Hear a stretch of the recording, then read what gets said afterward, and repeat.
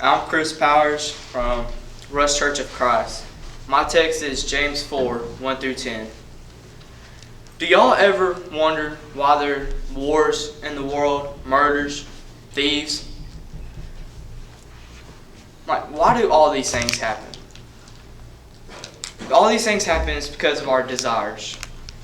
All of our desires to do earthly things, do things that we shouldn't be doing. But how as Christians do we overcome those desires? We overcome those desires by submitting to God. But first we have to understand what the problem is, what causes it, and why it's wrong. The problem here is there are many quarrels everywhere. Their quarrels are fights, conflicts created by earthly wisdom. Like the war in Ukraine, Trump and Biden debate, people robbing others. These things are caused by our desires. They're quarrels. These things can even be in churches, families. But as Christians, we all have our quarrels, but we have to learn how to overcome these things. But what causes them? In James 4, verse 1, it says, "What causes fights and quarrels among you? Don't they come from your desires that battle within you?" James is saying that all of our quarrels are our desires, our passions. It's our selfishness, desire to be a friend of the world, not God. James 4, 1 through 4 says, "What causes fights and quarrels among you? Don't they come from your desires that battle within you?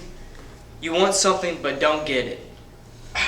You kill and covet, but you cannot have what you want. You quarrel and fight, you do not have because you do not ask God. When you ask, you do not receive because you ask with wrong motives, that you may spend what you get on your pleasures.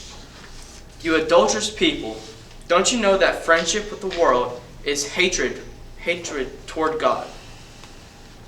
Anyone who chooses to be a friend of the world becomes an enemy of God." It's like when you want something so bad, you just take it. You don't think about if someone else needed this. You just want it, you take it. You're selfish about it. It's like when it comes to money. We don't want to share our money. We want to keep it for ourselves. We are giving into our earthly desires, giving into earthly wisdom. We're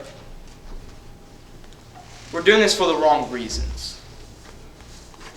But why is it wrong? It's wrong because you're making yourself an enemy of God. James tells us in James 4, 4 through 5, "You adulterous people, don't you know that friendship with the world is hatred toward God?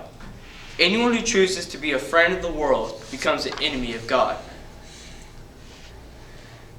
Or do you think Scripture says, without reason, that the Spirit caused to live in us envies intensely?"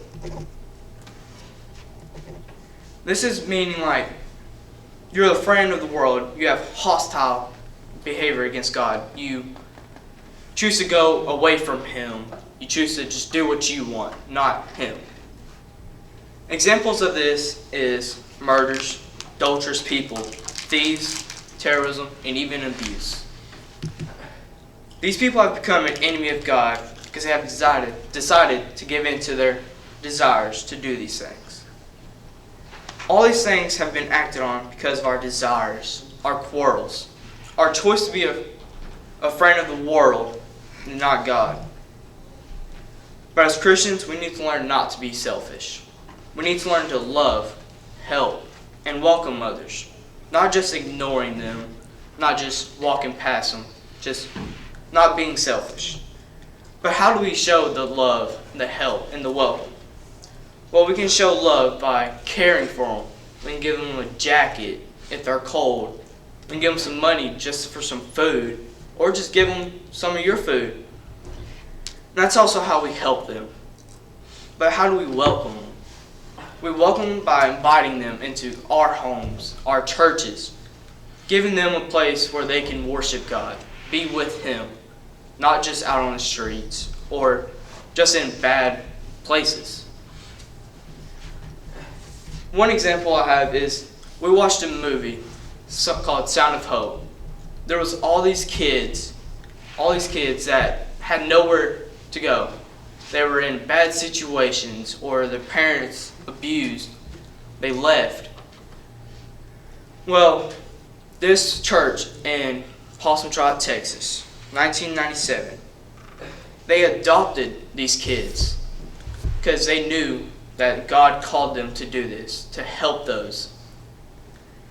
And eventually, there was no more kids to be adopted. They had all been adopted. This is a way to not be an enemy of God, but to serve Him. In James 4-7, it says, James 4, verse 7, it says, "Submit yourself then to God. Resist the devil, and he will flee from you." This is another way of submitting to God, or helping those. But what does he mean by submit to God? How do we submit to God? You submit to God by being humble. You put God over yourself, and you become a servant of Him. James also adds, "Cleanse your hands, you sinners." He's talking about you need to keep your sin account with God. You need to realize, you got to accept that you are going to be a sinner. And he also says, "Purify your hearts, you double-minded." But what does he mean by double-minded? He's meaning being a friend of the world, but also a friend of God. You can't just be a double-minded. You can't be both. You have to pick one side or the other. And what he means by purify your hearts, you double-minded, he's talking about turn from your sin, serve God, and begin again. James chapter 4, verse 10 says, "Humble yourselves before the Lord, and He will lift you up," or exalt you. The way we can do this is by helping those, by giving those to those in need, just helping those, serving God before we serve ourselves. We overcome our desires by submitting to God, by being humble, by being just a friend of God. I just want to leave you off with one more thing.